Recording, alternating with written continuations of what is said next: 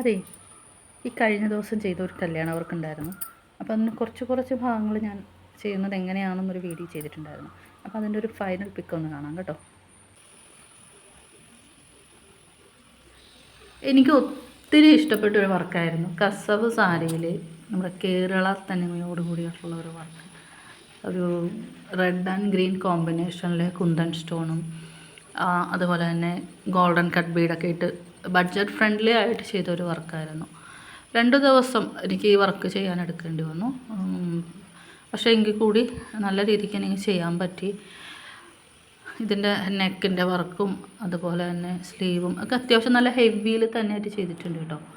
പിന്നെ ഇതിൽ ഞാൻ ഇതിൽ ഒട്ടിക്കുന്നത് മറ്റേ 7000 ബി ആണ് കേട്ടോ.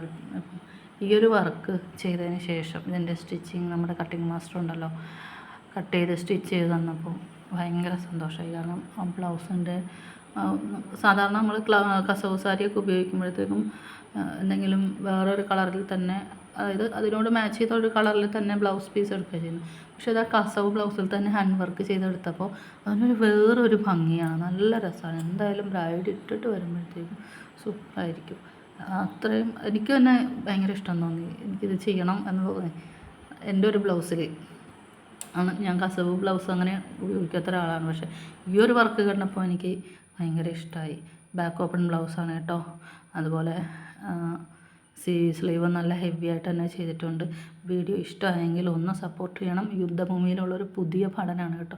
അപ്പം ഇഷ്ടപ്പെട്ടെങ്കിൽ ഒന്ന് സപ്പോർട്ട് ചെയ്യണേ.